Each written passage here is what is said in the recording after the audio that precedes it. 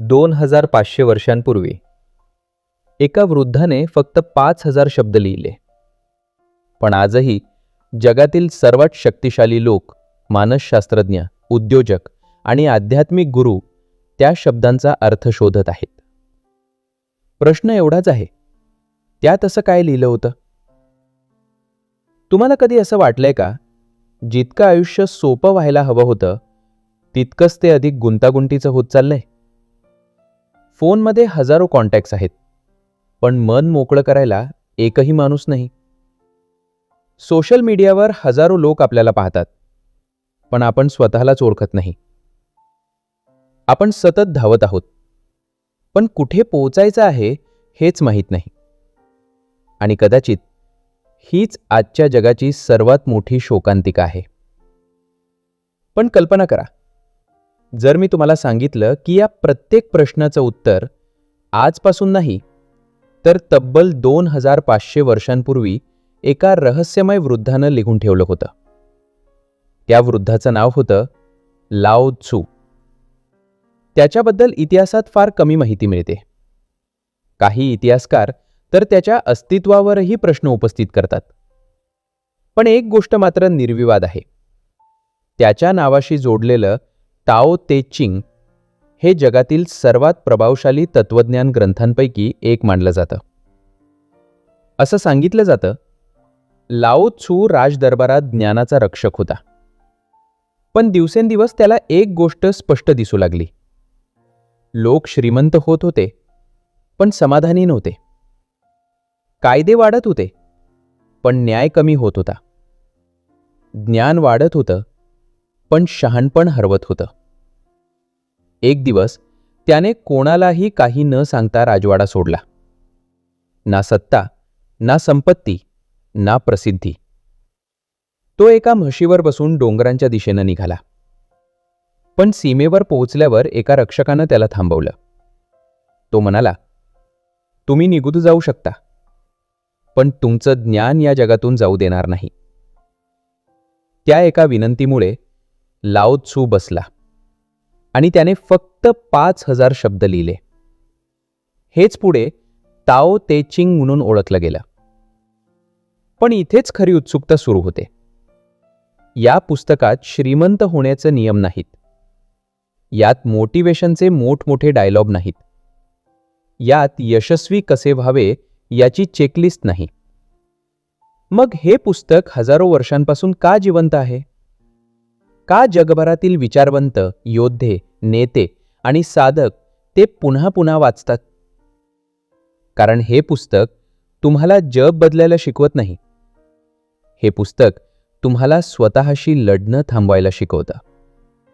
आणि कदाचित तुमच्या आयुष्यातील सर्वात मोठी लढाई ही बाहेरच्या जगाशी नाही, ती तुमच्या स्वतःच्या मनाशी आहे. आजच्या या प्रवासात आपण ताओ ते चिंग मधील असे रहस्य उलगडणार आहोत, जे फक्त शांतता शिकवत नाहीत, तर जगाकडे पाहण्याची तुमची दृष्टीच कायमची बदलू शकतात. म्हणून हा व्हिडिओ शेवटपर्यंत नक्की पहा, कारण शेवटचा धडा कदाचित तुम्हाला जाणवून देईल. तुम्ही आयुष्यभर ज्या गोष्टीचा पाठलाग करत होतात, ती गोष्ट कदाचित कधीच तुमच्यापासून दूर नव्हती. पॉइंट 1. ताई म्हणजे नेमकं काय? ज्याचा विरोध करता त्याच गोष्टीमुळे तुम्ही थकता. तुम्हाला कधी असा प्रश्न पडलाय का? काही लोकांकडे तुमच्यापेक्षा कमी पैसा, कमी सुविधा आणि कमी संधी असतात, तरीही ते शांत आणि आनंदी असतात. आणि काही लोकांकडे सर्व काही असतं, तरी त्यांच्या चेहऱ्यावर कायम तणाव असतो. का? लाओ त्सू म्हणतो, कारण ते आयुष्य जगत नाहीत, ते आयुष्याशी लढत असतात. हे समजून घेण्यासाठी आधी एक शब्द समजून घ्यावा लागेल, ताओ. ताओचा अर्थ फक्त द वे किंवा मार्ग असा नाही. तो असा अदृश्य नियम आहे ज्यामुळे सूर्य रोज उगवतो, ऋतू बदलतात, बीजापासून झाड तयार होतं आणि नदी कोणालाही विचारत नाही की तिला कुठे जायचं आहे. ती फक्त वाहत राहते आणि शेवटी समुद्रापर्यंत पोहोचते. आता स्वतःला एक प्रश्न विचारा, नदीला कधी ताण येतो का? नाही. कारण नदी प्रवाहाच्या विरोधात पोहत नाही. ती स्वतःच्या स्वभावानुसार वाहते. यालाच ताओ म्हणतात. स्वतःच्या नैसर्गिक प्रवाहात जगणं. भारतीय संस्कृतीतही हाच विचार आपल्याला दिसतो. भगवान श्रीकृष्ण भगवद्गीतेत अर्जुनाला सांगतात, स्वधर्मे निधनम श्रेयः, म्हणजे दुसऱ्याचं आयुष्य जगण्यापेक्षा स्वतःचा मार्ग स्वीकारणं अधिक श्रेष्ठ आहे. लक्षात घ्या, कृष्ण अर्जुनाला युद्धासाठी जबरदस्ती करत नाहीत. ते त्याला त्याचा स्वधर्म ओळखायला शिकवतात. हेच ताओ आहे. आज आपण का थकतो? कारण आपण सतत तुलना करतो. तो माझ्यापेक्षा पुढे गेला, तिच्याकडे माझ्यापेक्षा जास्त पैसा आहे, माझं आयुष्य तसं का नाही? आणि इथूनच सुरू होतो रेझिस्टन्स. आधुनिक मानसशास्त्र सांगतं, ज्या गोष्टीचा आपण सतत विरोध करतो ती गोष्ट आपल्या मनावर अधिक शक्तिशाली होते. ट्रॅफिकचा राग, भूतकाळाचा राग, स्वतःच्या चुका, लोकांची मतं. आपण प्रत्येक गोष्टीशी झुंज देत राहतो आणि ही झुंजच स्ट्रेस बनते. लाओ त्झू म्हणतो, पाण्यासारखे बना. पाणी खडकाला धक्का देत नाही, ते त्याच्या आजूबाजूने मार्ग शोधतं आणि हजारो वर्षांनी तोच खडक पाण्यापुढे झुकतो. ही कमजोरी नाही, ही निसर्गातील सर्वात मोठी ताकद आहे. याचसाठी एक जुनी झेन कथा सांगितली जाते. एका शिष्याने गुरूंना विचारलं, गुरुजी, मी मन शांत कसं करू? गुरूंनी त्याला नदीकाठी नेलं, चिखलाने भरलेलं पाणी दाखवलं आणि म्हणाले, ते स्वच्छ कर. शिष्याने काठीने पाणी ढवळायला सुरुवात केली. पाणी आणखीन गडूळ झालं. गुरु फक्त हसले. काही वेळाने ते दोघे पुन्हा आले. यावेळी कोणीही पाण्याला स्पर्श केलाली बसला होता. गुरु म्हणाले, मनालाही सतत ढवळू नकोस, त्याला थोडा वेळ दे. शांतता प्रयत्नाने नाही, स्वीकाराने येते. आजचा एक छोटासा प्रयोग करा. जेव्हा पुढच्या वेळी एखादी गोष्ट तुमच्या मनासारखी झाली नाही, तेव्हा लगेच प्रतिक्रिया देऊ नका. फक्त स्वतःला एक प्रश्न विचारा, मी आत्ता परिस्थितीशी लढतोय की तिच्यासोबत वाहतोय? विश्वास ठेवा, हा एकच प्रश्न तुमच्या विचारांची दिशा बदलू शकतो. कारण ताओचा पहिला धडा एवढाच आहे, आयुष्य कठीण नसतं, आपण त्याच्या विरोधात उभे राहतो म्हणून ते कठीण वाटतं. पण जर ताओ म्हणजे प्रवाहासोबत जगणं असेल, मग प्रयत्न करणं चुकीचं आहे का? की यश मिळवण्याची खरी पद्धतच वेगळी आहे? याच प्रश्नाचं उत्तर पुढच्या अध्यायात मिळेल. वू वेई, कमी करून जास्त मिळवण्याची कला. पॉइंट 2, वू वेई, कमी करून जास्त मिळवण्याची कला. तुम्हाला काय वाटतं? यश मिळवण्यासाठी नेहमी जास्त मेहनत करावी लागते? जास्त तास काम, जास्त धावपळ, जास्त संघर्ष? जग आपल्याला हे शिकवतं. पण लाओ त्झू एक असा विचार मांडतो जो सुरुवातीला पूर्णपणे चुकीचा वाटतो. तो म्हणतो, कधी कधी कमी करणं हेच सर्वात मोठं करणं असतं. यालाच ताओमध्ये वू वे म्हणतात. लोक याचा अर्थ काहीच करू नये असा घेतात, पण तो चुकीचा अर्थ आहे. वू वे म्हणजे आळशीपणा नाही. वू वे म्हणजे निसर्गाच्या विरोधात न जाता योग्य क्षणी योग्य कृती करणं. एक उदाहरण बघा. जर तुम्ही नदीला ढकलून समुद्राकडे पाठवायचा प्रयत्न केला तर तुम्ही थकाल. पण नदीला ढकलण्याची गरजच नसते, ती स्वतःच्या प्रवाहाने समुद्रापर्यंत पोहोचते, कारण तिची दिशा योग्य असते.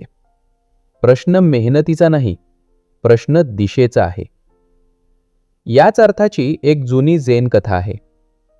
एका तरुणाने धनुर्विद्या शिकण्यासाठी एका प्रसिद्ध गुरुकडे प्रवेश घेतला. तो दिवस रात्र सराव करायचा, पण जितका तो लक्ष्यावर लक्ष केंद्रित करायचा तितकाच त्याचा नेम चुकायचा. एक दिवस गुरूंनी त्याच्याकडून धनुष्य घेतलं आणि म्हणाले, तू बाण सोडण्याचा प्रयत्न खूप करतोयस, म्हणून बाण लक्ष्यापर्यंत पोहोचत नाही. गुरूंनी डोळे मिटले, शांत श्वास घेतला आणि सहजपणे बाण सोडला. बाण अगदी लक्ष्याच्या मध्यभागी जाऊन लागला. गुरु म्हणाले, जेव्हा तू परिणाम पकडण्याचा प्रयत्न सोडतोस तेव्हा परिणाम स्वतः तुझ्याकडे येतो. याच तत्वाचा आधुनिक काळातील सर्वात प्रसिद्ध चाहता म्हणजे ब्रूस ली. त्याने एक वाक्य जगभर प्रसिद्ध केलं, बी वॉटर माय फ्रेंड. पाणी कधी कठीण बनण्याचा प्रयत्न करत नाही. ते ज्या भांड्यात जातं त्याचं रूप घेतं. खडक भेटला तर त्याच्याभोवती वाहतं. अडथळा आला तर नवीन मार्ग शोधतं. पण शेवटी समुद्रापर्यंत पोहोचतंच. ब्रूस लीला ही प्रेरणा टाओच्या तत्वज्ञानातूनच मिळाली होती. आता विज्ञान काय सांगतं? मानसशास्त्रात याला फ्लो स्टेट म्हणतात. जेव्हा तुमचं पूर्ण लक्ष वर्तमान क्षणात असतं तेव्हा मेंदू कमी ऊर्जा वापरतो. निर्णय अधिक स्पष्ट होतात आणि काम अधिक प्रभावी होतं. म्हणूनच महान खेळाडू, कलाकार आणि शास्त्रज्ञ अनेकदा म्हणतात, त्या क्षणी सर्व काही आपोआप घडत होतं. हे जादू नाही, हेच वू वे आहे. म्हणून आजपासून एक छोटा प्रयोग करा. दिवसभरात जेव्हा एखादं काम अडायला लागेल, स्वतःला जबरदस्ती करू नका. 30 सेकंद थांबा. 3 खोल श्वास घ्या आणि स्वतःला विचारा, मी हे काम जोर लावून करतोय की योग्य पद्धतीने? अनेक वेळा उत्तर मेहनत वाढवण्यात नसतं, तर दिशा बदलण्यात असतं. लाओ त्झूचा दुसरा धडा आपल्याला सांगतो, निसर्ग कधी घाई करत नाही, तरी प्रत्येक ऋतू वेळेवर येतो. मग आपणच का प्रत्येक गोष्ट जबरदस्तीने घडवण्याचा प्रयत्न करतो? पण जर कमी करून जास्त मिळू शकत असेल, तर आपल्या आयुष्यातील सर्वात मोठा अडथळा कोण आहे? कदाचित तो बाहेर नाही, तो आपल्या स्वतःच्या अहंकारात लपलेला आहे. आणि पुढच्या अध्यायात आपण जाणून घेणार आहोत इगो, जो शांतपणे तुमचं आयुष्य नियंत्रित करतो. पॉइंट 3, इगो, तुमचा सर्वात मोठा शत्रू. तुमच्या आयुष्यातला सर्वात धोकादायक शत्रू कोण आहे? तुमचे शत्रू, तुमच्या परिस्थिती की नशीब? लाओ त्झू म्हणतो, नाही, तुमचा सर्वात मोठा शत्रू तुमच्याच आत बसलेला आहे आणि त्याचं नाव आहे इगो. पण इगो म्हणजे फक्त गर्व नाही. इगो म्हणजे मलाच सर्व काही माहीत आहे हा भ्रम. एक नामांकित सामुराई योद्धा एका झेन गुरूकडे गेला. त्याने अभिमानाने सांगितलं, मी शेकडो युद्ध जिंकली आहे, आता मला ज्ञान द्या. गुरूंनी शांतपणे चहा बनवला आणि त्याच्या कपात चहा ओतू लागले. कप भरला, पण गुरु थांबले नाही. चहा कपातून बाहेर वाहू लागला. सामुराई ओरडला, गुरुजी, कप भरलाय, आता त्यात आणखीन चहा मावणार नाही. गुरु हसले आणि म्हणाले, तुझं मनही या कपासारखंच भरलं आहे. जोपर्यंत ते रिकामं होत नाही तोपर्यंत नवीन ज्ञान त्यात कसं मावणार? हीच ताओची शिकवण आहे. भरलेला कप कधी शिकत नाही, रिकामा कपच शिकतो. याच विचाराशी रोमन सम्राट मार्कस ऑरेलियस यांच्या तत्वज्ञानाचंही साधर्म्य दिसतं. त्यांनी स्वतःला वारंवार आठवण करून दिली की तू अजून शिकणार आहेस. सत्ता असूनही त्यांनी स्वतःच्या अहंकारावर नियंत्रण ठेवण्याचा प्रयत्न केला. भारतीय परंपरेतही याचं सर्वोत्तम उदाहरण म्हणजे हनुमान. इतकी शक्ती की संपूर्ण पर्वत उचलला, इतकं सामर्थ्य की लंकेला हादरवलं. पण तरीही त्यांनी स्वतःला कधीही महान म्हणवलं नाही. ते नेहमी म्हणाले, हे सर्व प्रभू रामांच्या सेवेमुळे शक्य झालं. खरी ताकद शक्तीत नसते, ती नम्रतेत असते. आधुनिक मानसशास्त्रात याला कन्फर्मेशन बायस म्हणतात. आपला मेंदू अशीच माहिती शोधतो जी आपल्या आधीच्या मतांना योग्य ठरवेल. म्हणूनच अनेक हुशार लोकही नवीन सत्य स्वीकारू शकत नाही, कारण त्यांना सत्य नको असतं. त्यांना स्वतःचं बरोबर असणं महत्त्वाचं वाटतं. आजपासून एक छोटा प्रयोग करा. कोणी तुमच्या मताशी असहमत असेल तर लगेच उत्तर देऊ नका. स्वतःला विचारा, मी खरंच समजून घेतोय की फक्त स्वतःला बरोबर सिद्ध करतोय?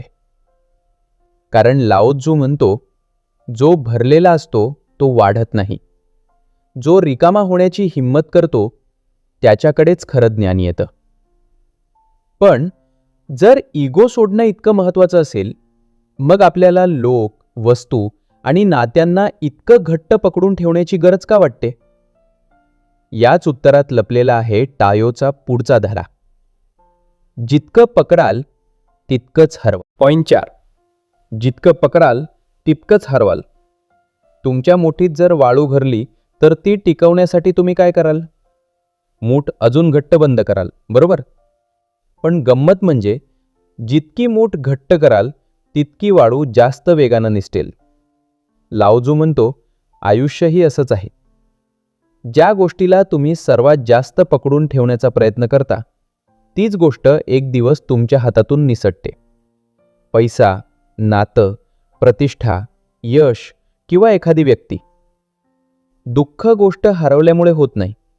दुःख होतं कारण आपण तिला माझी म्हणून पकडून बसतो. एक आई तिच्या मृत मुलाला घेऊन बुद्धांकडे आली.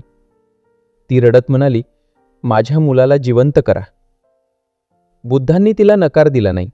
ते म्हणाले, मी नक्की मदत करेन, पण आधी अशा घरातून एक मूठ मोहरी घेऊन ये जिथे आजपर्यंत कधीच मृत्यू झाला नाही. ती दिवसभर गावभर फिरली. प्रत्येक घरात मोहरी होती, पण असं एकही घर नव्हतं जिथे कुणीच गमावलं नव्हतं. त्या दिवशी तिला समजलं, दुःख हे मृत्यूमुळे नव्हतं, तर हे फक्त माझ्यासोबतच का या आसक्तीमुळे होतं. चीनमध्ये ताओ परंपरेत एक कमी परिचित कथा सांगितली जाते. एका वृद्ध मच्छीमाराकडे सम्राटानं दूत पाठवला. त्याला राजदरबारात मोठं पद देऊ केलं. वृद्धानं उत्तरही दिलं नाही. तो शांतपणे नदीत जाळं टाकत राहिला. दूत चिडून म्हणाला, तुला माहित आहे का, तू कोणाची ऑफर नाकारतो आहेस? वृद्ध हसला आणि म्हणाला, सोन्याच्या पिंजऱ्यातील पक्षी सुंदर दिसतो, पण उडू शकत नाही. मला स्वातंत्र्य हवं आहे, पिंजरा नाही. हीच टायोची ताकद आहे. ज्याच्यावर तुमचं नियंत्रण नाही त्याला पकडण्याचा प्रयत्न करू नका. आता विज्ञानाकडे पाहू. आपल्या मेंदूत डोपामिन नावाचं रसायन आपल्याला आणखी आणखी असं म्हणायला भाग पाडतं. एक लाईक मिळाला, आणखी हवा. एक रील पाहिली, आणखी एक. एक वस्तू विकत घेतली, पुढची कोणती? समस्या वस्तूंमध्ये नाही, समस्या आहे न संपणाऱ्या हव्यासात. म्हणूनच सोशल मीडिया कंपन्या तुमचं लक्ष विकत नाहीत, त्या तुमची आसक्ती तयार करतात. इन्फिनिट स्क्रोल कधी संपत नाही, कारण तुमचं मनही आणखी म्हणणं थांबवत नाही. आज रात्री झोपण्यापूर्वी एक प्रयोग करा. तुमचा फोन 30 मिनिटांसाठी बाजूला ठेवा आणि स्वतःला विचारा, मी फोन वापरतोय की फोन मला वापरतोय? कदाचित उत्तर तुम्हाला अस्वस्थ करेल. लाओ त्झू म्हणतो, जे सोडू शकतो तोच खऱ्या अर्थानं मुक्त असतो. पण जर सोडून देणं हीच खरी ताकद असेल, मग खरा नेता कोण? जो लोकांवर नियंत्रण ठेवतो की जो लोकांना स्वतःवर विश्वास ठेवायला शिकवतो?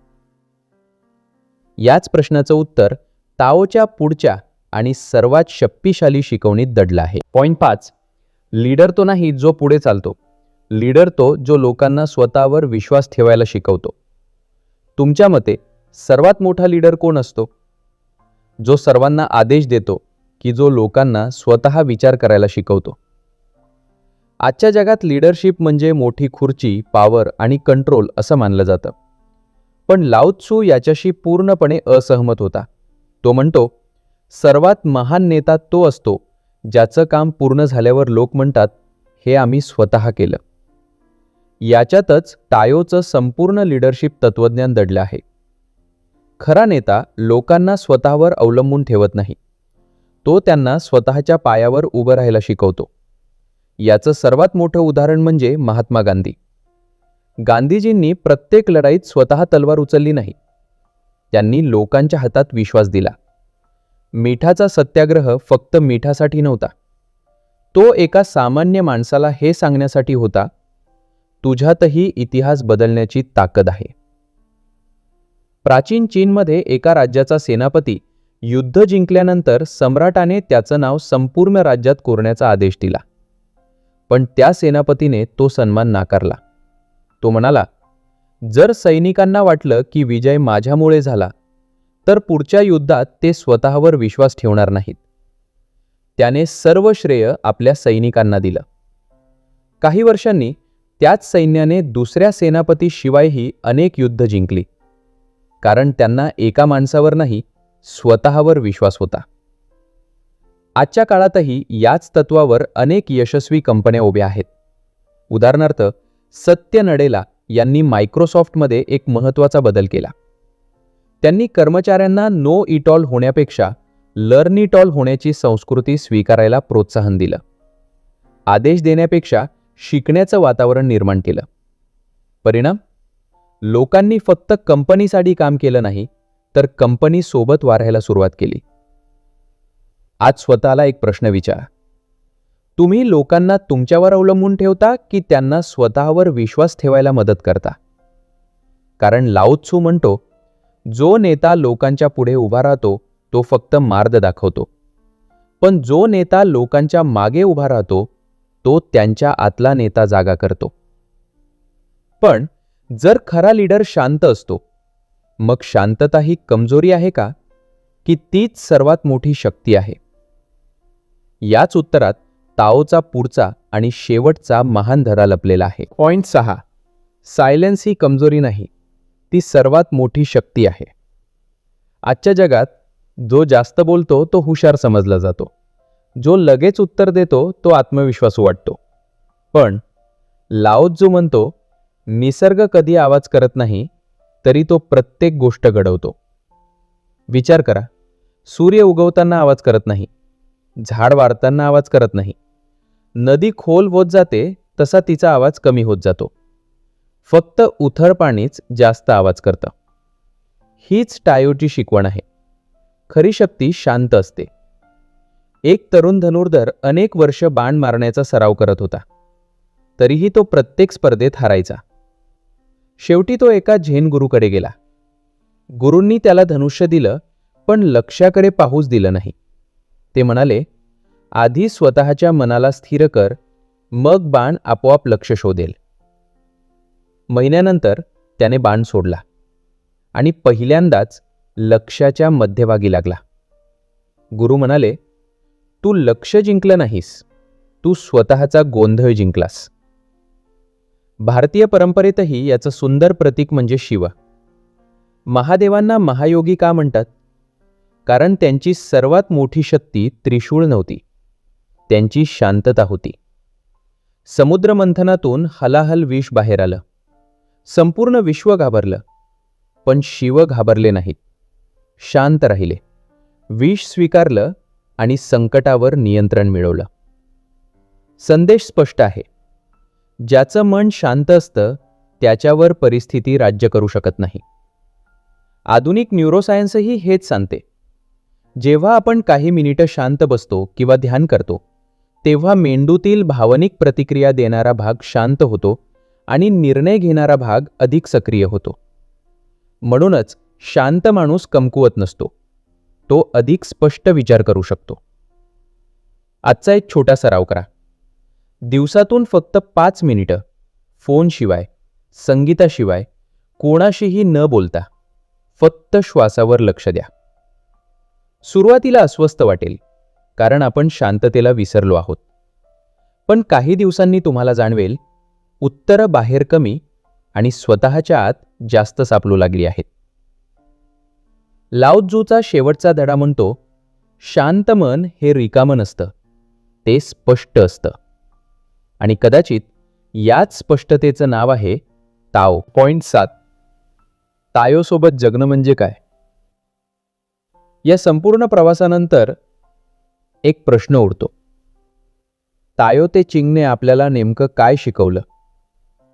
यश मिळवायचं, पैसा कमवायचा, मोठं व्हायचं? नाही. ताओ आपल्याला जग जिंकायला शिकवत नाही. ते स्वतःला समजून घ्यायला शिकवतं. 81 अध्यायांमध्ये लाओ त्सू वेगवेगळ्या उदाहरणातून एकच गोष्ट पुन्हा पुन्हा सांगतो. ज्याचा तुम्ही स्वीकार करता त्याच्याशी तुम्ही शांत होता. ज्याचा तुम्ही विरोध करता त्याचाच तुम्ही कैदी बनता. म्हणून ताओचा पहिला धडा आहे ॲक्सेप्टन्स. जी गोष्ट बदलू शकत नाही तिच्याशी युद्ध करू नका. दुसरा धडा सिम्प्लिसिटी. आयुष्य गुंतागुंतीचं नसतं. आपल्या इच्छा त्याला गुंतागुंतीचं बनवतात. तिसरा धडा नेचर. निसर्गाकडून शिका. झाड स्वतःची दुसऱ्या झाडाशी तुलना करत नाही. सूर्य दुसऱ्या सूर्याशी स्पर्धा करत नाही. नदी घाई करत नाही तरी ती समुद्रापर्यंत पोहोचते. चौथा धडा बॅलन्स. खूप बोलणंही चुकीचं आणि कायम गप्प राहणंही. खूप काम करणंही चुकीचं आणि काहीच न करणंही. ताओ सांगतं, अतिरिक्त काहीही शांतता हिरावून घेतं. पाचवा धडा कंपॅशन.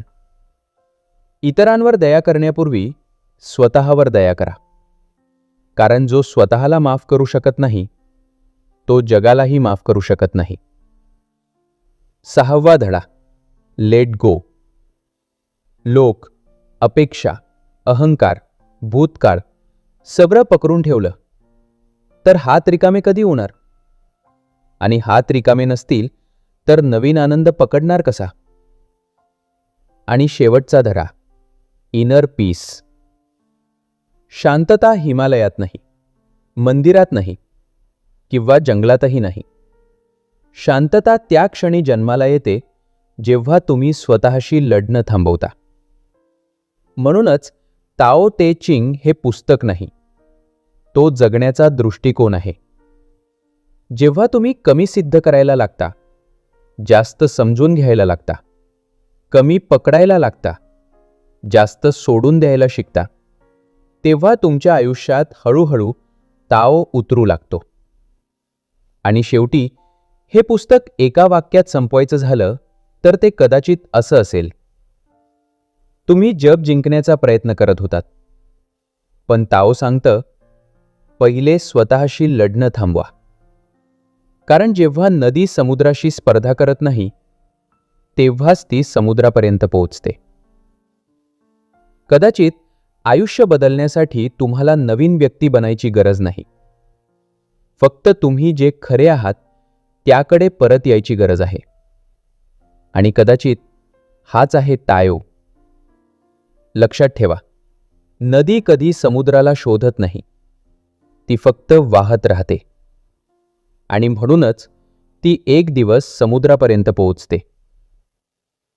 जर हा प्रवास तुम्हाला आवडला असेल तर सबस्क्राईब करा, कारण पुढचं पुस्तक कदाचित तुमच्या आयुष्याचा पुढचा अध्याय ठरेल.